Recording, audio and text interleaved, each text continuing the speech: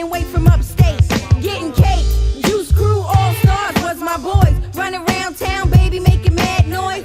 Backtrack, turn back the page. Live on stage, wrecking niggas at an early age. I was only 15, thinking big time. At the time, wine, all my eyes saw was gold mine. So all you fake crystal sipping bitches, here's a 38, bitch. Click it. I didn't think so. It's DJ Rainbow Power 105.1. Mister, I'm just having fun with this, and this is the Powers Industry, home of new music and entertainment. And I'm here with the legendary, and I say legendary, Roxanne Shante. Welcome to Powers Industry. Thank you, sweetie. How are you? I'm good. I'm good. I'm just here in the presence of legends, and we're excited to have you here. And for all the young people that don't know much about you, because they were, young, I would like you to explain who you are, what you've done, and why we're interviewing you. Oh, okay. Well, my name is Roxanne Shante. I started making records when I was 14 years old, and this was back in the 80s. Some consider me to be one of the first female rappers to truly break ground, I guess you would say, or maybe to be to have, I guess you would say, radio airplay on a consistent basis, and actually be able to come out, and the first to put a battle record on wax. Yeah, and female rapper. Yes, I guess I've done quite a few things. You've done some stuff. I've done some things. Absolutely.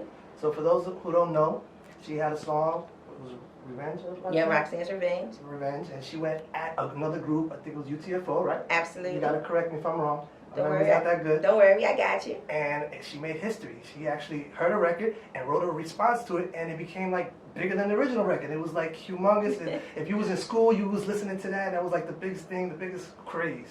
And now she's here with us, and we want to know more about you. We want to know, we want the next generation to be influenced by you and know about your, your legacy and your presence, Absolutely. Well, I mean, if I had to sum up Roxanne Shante in just a few words, I would have to say that I was definitely a trailblazer, a trendsetter, as far as fashions with the big earrings and different things like that. I'm also, quite humble with it right now. So, you definitely influenced a lot of kids at that age, at that time. Like, you were definitely a trendsetter because everybody had the big earrings. Everything we would see on the MTV Raps or whatever it was back then, we just imitated it. Yeah, recently this year it was I was featured in Vogue for that. So and also in Teen Vogue they had an article regarding the fact of the influences that I've had on fashion starting at that age. Coming out and saying, okay, look, I'm going to wear these big earrings, I'm going to wear these things, I'm going to do this. Still wanting to keep that whole girl effect on being a female rapper and still being able to hang out with the fellas, but not necessarily wanting to be one of the fellas, and, just keeping that whole... So let's explain how it all started. Like, where are you from, basically? I'm from Queensbridge Public Housing, which is Queensbridge Projects, which happens to be one of the largest, not one of, but the largest housing project in the world. Yeah, actually it is. They say it states off 15,000 tenants on paper, 30,000 any given day.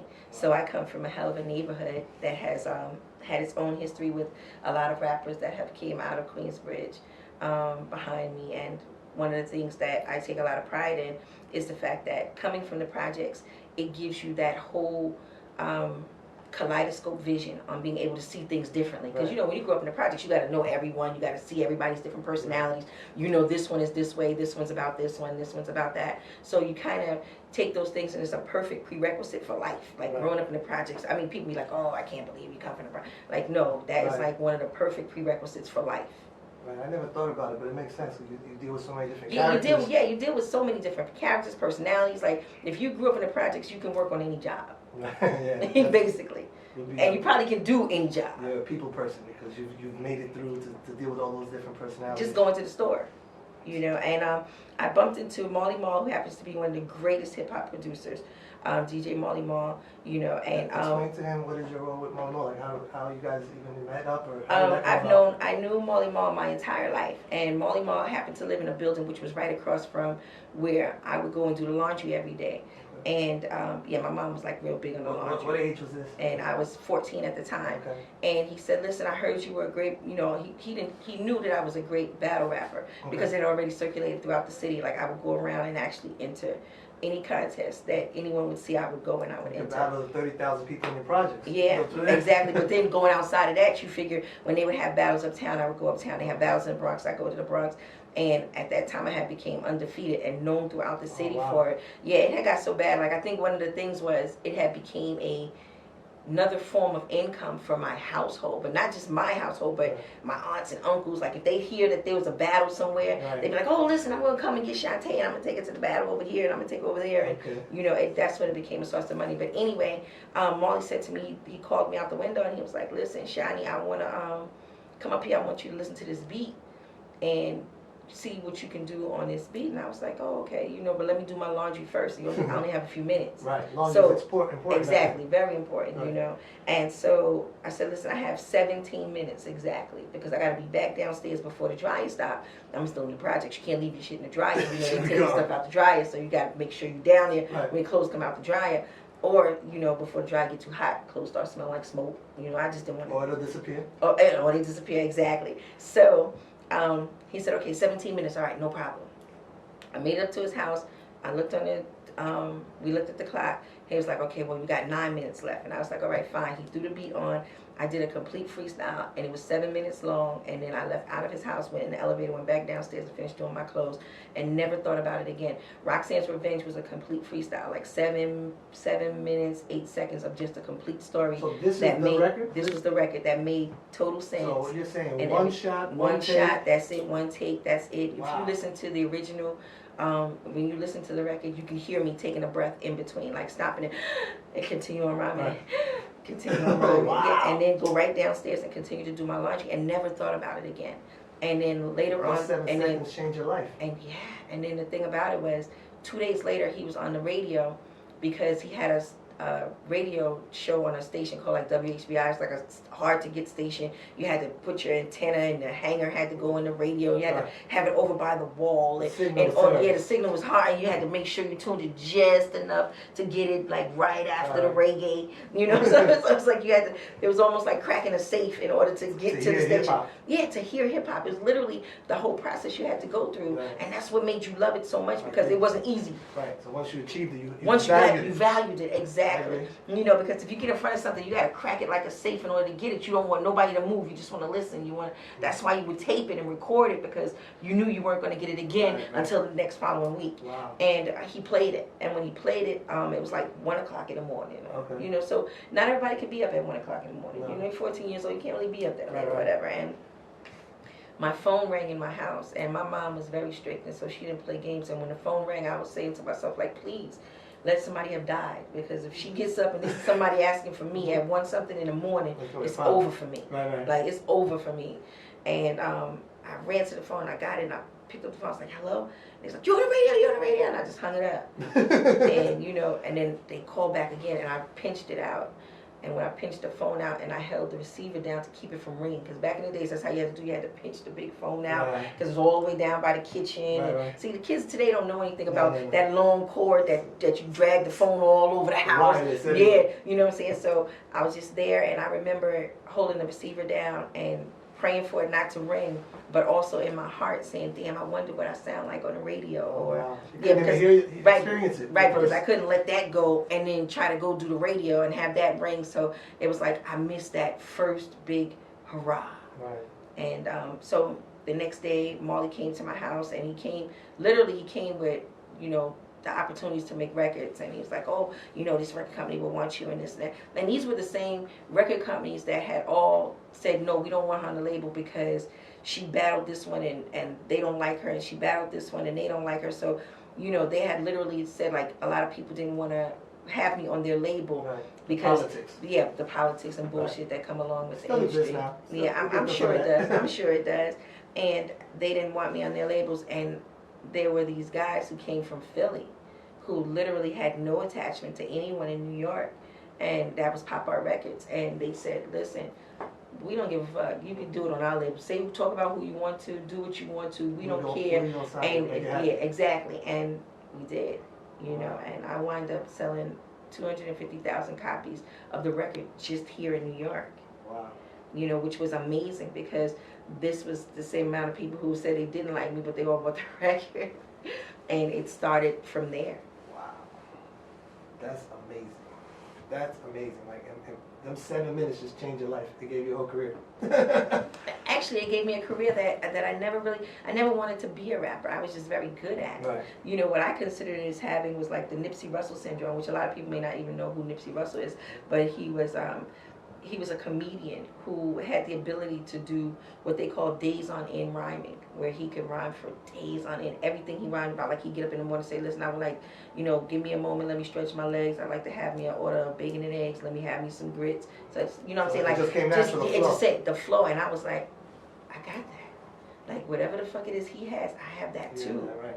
So you just had to shorten it up and make songs out of it. Right. I was like, I got that shit. Like, I can do that all day. And, as I started making records, I would take everyone from my crew, which is now known as the Juice Crew, but I would take every last one of them on tour with me because I had the bigger record and I was the first one out. Right. And I always believed in sharing the stage, and I always believed in sharing the spotlight, and I wanted to see everybody eat. And you know, like still today, I'm very giving, very loving. Like, you know, if I'm good, I have a level of satisfaction. So that means if I'm good and I'm satisfied, here I got more. Here you can have that. I don't have to pile it all up. You know, and I've never been that way. So I've never been a person to be selfish with it. So in turn, I was able to create a phenomenal crew of MCs because they knew that they were loved. And this is the Juice Crew. This is the Juice Crew. So every last Juice Crew member has been my DJ because that was the only way I could get the promoters to put them on the bill in order for them to travel and cover their airfare and cover their hotel. So how was it being on tour with a bunch of guys? Were you like, I just came back yesterday from being on tour with the same bunch of guys, which is amazing. Like at 14, 15 years old, Yeah, I just came back from, we just came back from overseas. Myself, MC Shan, Master Ace, Cool G Rap, Big Daddy Kane. You know, we just finished up. Yeah, a lot of Brooklyn, Queens. We just finished up a UK tour just now, and it's still the same way. Like, we still walk in the airport, I still feel like the queen. Like, I walk in and I'm in the middle of all of these big guys, and you know, as I've gotten bigger, everybody else has gotten bigger also. So, you know, it still gives me that same comfort, that same feeling of being around them, and then looking at them and knowing that everyone is great at what they do. Like, you know, you look at Kane and you say, okay, he's incredible. You listen to G, you know G is incredible. You know, Master Ace incredible. You know, Shan incredible. Biz incredible. You know, so they were entertainers. Right. So I sit back and I sit back and I say, wow, you know, everyone started off as my DJ because I seen it in them. And if they would have went someplace else, let's just say, hypothetically speaking, if they would have went to another crew, because they were so talented, they may have been held back, which is what happens to a lot of great MCs. They get on to these certain crews, these certain companies, you know, they get part of these certain groups, and then because they're so good, people hold them back because they don't want anyone to be better than them. Person don't want to doesn't want to be, exactly. But for me, you know, I felt like, and I still do today, the greater you are, the greater it shows my ability to be able to tell who has greatness. So therefore, you know, the greater you become, the greater I feel. And I love it. Like, even with Nas, like, I never told Nas a story. Nas actually told his story himself in his documentary when he told him, like, you know, if it wasn't for Roxanne Shante, there wouldn't be no Nas, because I told him to, you know, that if he wasn't good on stage, I was gonna fuck him up. Like, I had a really you told him what? That if he wasn't good on stage, I was gonna fuck him up. Like, I was just like, I'm gonna fuck you up. You better be good. You hear me? You know, like, yeah, go back. I don't like what you're doing. Go. And he changed. And then when he came back to me, he was like, you know, I'm now Nasty Nas. And I was like, wow, I'm impressed. Like, okay, good. Like, I ain't gotta. You coached him. Like, I ain't gotta fuck you up. Like, I ain't gotta fuck you up. You really did it. And I didn't tell that story. Like, I don't walk around telling the stories of like, oh yeah, I made this one, do this one, I made that one. I allowed them to tell their own stories in their own time. So when he did that, you know, a lot of people were ringing my phone and calling me like, yo, you told Nas, you said this to Nas. And I said, well, you know, it came out of Nas's mouth. So it wasn't like I said it. And so you give and you help people without looking for anything in return. You're not doing it for credit. It's just out of the kindness of your heart. You just like to, you see something that's talented, you want to push it. Exactly. And I do. That's God's given, though. That's just the way you are. Yeah, I do. And I think because of that, you know, Roxanne Shante has never had a hungry day. You know, Roxanne Shante has never had, you know, a rough moment where, you know, she was trying to figure out what she was going to do next or what was going to happen. I think everything has a constant flow when you are that type of person. And I'm just that type of person. Like, if you're good, like if we're in a race, and I know you run faster than me, why would I risk losing the race just because I want to run and I want people to see me. No, this is the fastest motherfucker. He's going to run. Like, you're going to hand everything to him. He's going to run. But the catch is, if you don't fucking win, I'm going to fuck you up because I got a lot of faith in you. So you better win. That's how I was done to Nas. That's how I was told to Nas. And they do it. So it's great. Wow. Like right now in this, like 2017, like what do you listen to now in your car? Like what do you listen to? What do you enjoy now? Is there any rappers anybody listen to, or do you not listen to any of the female artists anymore? You know what? I do. Like I listen to the Cardi B's, and I listen to the Nicki Minaj, and I listen to the Remy's. Of course I do. These are like my little sisters, and so though I may not always agree with everything they say, they are still my little sisters, and I'm still very proud of them, and I'm still happy of what they do and where they take hip hop. And that they make sure that they recognize us. So I'm not an angry person. So yeah, I do that now. Is that something that I constantly keep on rotation in my car? Absolutely not. I mean, I still drive a car with a tape deck. So like nobody really has tapes anymore. So like I go and I get a mixtape and I pop shit in and I listen to a mixtape. And people are like, I can't believe that shit still works. Like, but that's just me. Well, I think you can't get away from, if you listen to the radio, you're gonna be force feed you. Exactly. What they want to force feed you. Exactly. So there are some songs that I do know because I just happen to be able to pick up on rhythm. And I'm not gonna say I pick up on lyrics, but I pick up on rhythm. And when flows and stuff like that. So when we pick up on certain rhythms, even babies pick up on rhythms. So they're not necessarily picking up on the lyrics, but it's the rhythm. So if they flow with something and you hear it and you're like, okay, and it's catchy, and then but the thing about it is because they don't possess that much substance, they don't stay.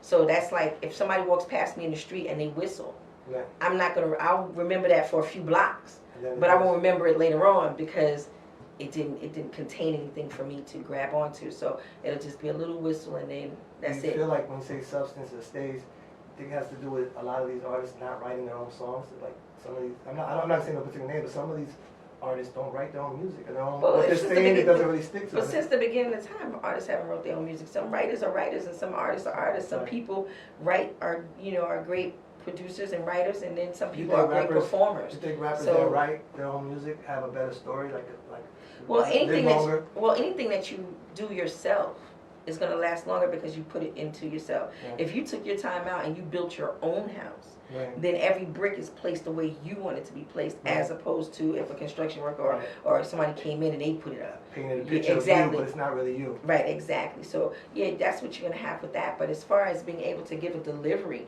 you have some great writers who can't deliver shit. They can put it on paper, but then they need to but then they need to hand it to someone else, and that person brings it to life and delivers it. So therefore, you still must give that person credit also, because mind you, what good is a book of rhymes if there's no one to hear it?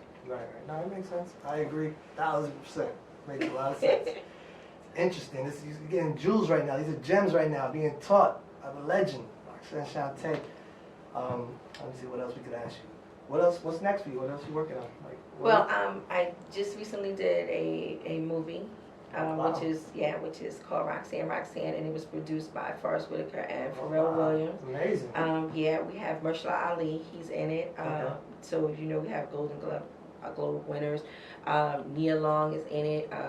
Another young lady named Shante who actually played me, and her name is Shante, which was incredible because she walked in and she was like, "My name is Shante," and I was like, "Oh, okay, she's really into the part." But then the stars aligned. Right, but then when I seen her ID, I was like, "Oh my gosh, her name really is Shante. Like she was born for the part."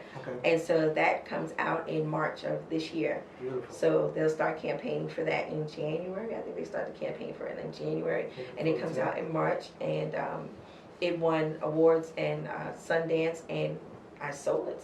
So I guess one of the main factors is still being able to have that story and still being able to benefit from it, or like how people many are interested in it. So yes, and then how many people can your side of the story, and you're not the whatever people imagine the stories were or the career was. Right. You paint the picture. How involved were you in the executive producer? Oh, okay. Yes, I was on set every day, and I was there, and we ran everything by me, and from the costumes to even when we were picking out who was going to, when we were casting. So I stayed totally involved in it, which was my first time being able to do that, but it has led to other deals. Wow. And when I sit back and I look at it, like I'm amazed at it. I'm amazed at the fact that you can have a career that spans for almost 35 years, and then still be able to have someone come up to you and say, listen, now we're going to do this, we're going to take it to this level, and still be able to close multi-million-dollar deals, Wow. and still drive a car with a tape deck. Let's get a round of applause for that. That's called humble legends. Thank you, thank See you. that? Thank you. Most people will take their check and blow it in one day. No, that's She's not not about gonna- that. No. Another question. Plus, I came up in the era of the 80s, and in the 80s, you have to look at it this way. In the 80s, there was so much money in the streets Yeah. that you didn't. If you were smart, you never had to touch it. Like I'm still spending small face hundreds, literally. Like literally. Like if you go on my Instagram, you can look at somewhere I like went through some pockets and went through some shoe boxes and came across some small faces, right. and they were like, these aren't even in circulation anymore. And I was like, I'm gonna circulate these motherfuckers to the bank. I bet you somebody gonna take them. And so, so still spending money, like still work. and still being able to say like I literally still spending money from the 80s. I haven't gotten into new money yet. Was it difficult, like when you would do like your battle raps, stuff like that? People took it a lot, like I know back then it must have been a lot more real, and people would really confront you about it. Were they pissed about it? Like how did? Oh yeah, absolutely. But I also traveled with a very strong crew. I also have a very strong presence, and Right. I don't walk with fear. I never have. Okay. And I don't walk with fear. I walk with faith. Right. And what's going to be is going to be. And because I'm a person who's not afraid to take a loss, though I have not had, Right. many in my lifetime, I'm not afraid to take a loss. I think people can see that in you. Like I just really wasn't the one to play with. Yeah, exactly. Like, I really wasn't the one to play with. She's right? fearless. Yeah, That's dope. and I think even now, because now I run a nonprofit organization, which is called Mind Over Matter. We're located in Newark, New Jersey, and That's my hometown, by the way. oh, is it? I grew up in Newark. Oh, okay, good. Yeah, I was in Newark for a very long time. Like I'm from 175 First Street from the Spires, which is like That's right by me. I'm on Park Avenue and 6th Street. Oh, see, look at that. My neighbors, we didn't even know that. Look at that. So yeah, you Branchbrook Park and the hot dog. You buy the original hot dog. Yeah, JJ's. Yes, like, see, look at that. That shows you. That's when you know people really know when they start telling you shit that was around. Yeah. That's the test right there. That's I passed. the test. There you go. Yes, you did. Yes, you did. So you have Italian hot dogs. nonprofit. So what are you doing with that? Like for kids? Well, it's for girls from 9th grade to 12th grade, but we have them ranging for anywhere from age 12 to 21. Okay. Because we have some girls who are held over, some girls who come in early into the program. And with Mind Over Matter, what I do is I actually tell them that it's what's on your mind that matters, and allow them to see how we deal with things head on. Okay. And I've taken girls who have been at risk for graduating and have turned them into valedictorians, salutatorians. I'm responsible for 584 graduates that I can literally put my hand on each and every one of them. And they'll say, this is the reason why I graduated high school. I let them know how important it is to go and pursue this, to make sure that they do this. Like, this is the first step in that grand staircase of being successful. Wow. And that's what they do. They love it. I mean, I have girls who say the only reason why they come to school is just to come to school for my class and no other reason. And I tell them, like, listen, there got to be other reasons. They say, no, Miss Shante is, and then they call me Miss Shante. So yeah, I feel all grown up. I'm like, yeah, Miss Shante, I like that. And then they'll call me Miss Shante. And I'm located in Weequahic High School. And what I do is I have a lot of hip hop artists come by my classroom, and we do what are called, instead of guest speakers, I have guest teachers. Okay. And you come in and you teach them what it is that you do. Tell them your story, tell them what you've been through, and you'll find that they need to hear that and they need to see that. And then I moved back to Newark. Okay. And I live in what is called a hot zone, and people say, well, why would you move back to Newark? Like, you can afford to live other places, Shante. Like, why are you living in You want to be close to who you're helping. Exactly. And I want them to be able to see success around the corner instead of seeing it always on television, always seeing it so far away, like, oh, this person has $1 million, or this person has this, or that person has that, but they so far away, they never around here. They can literally look certain things up on the internet about me and then say, no, I know somebody who's doing it, and she lives right there, right around the corner. She comes out, she, drops her garbage off. Yeah, exactly. And she ain't no fucking joke. Like, and she don't play games either.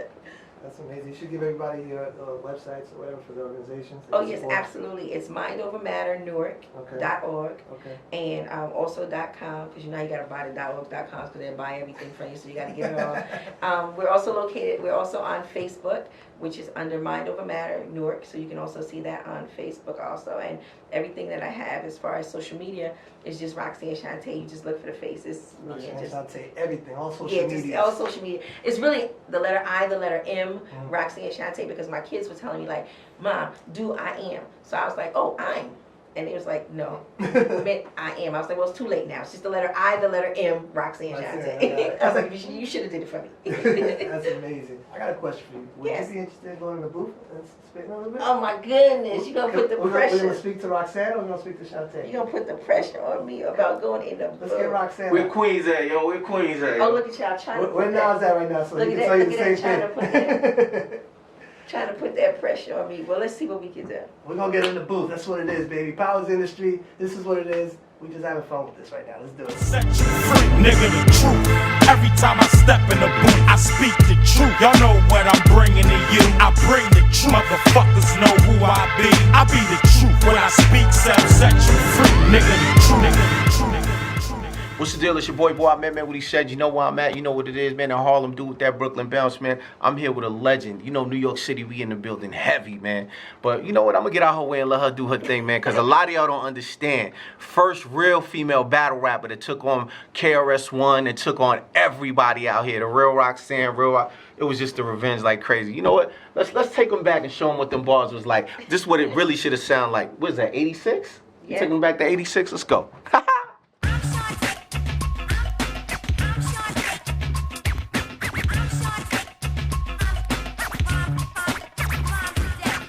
Now you got me up here in this booth.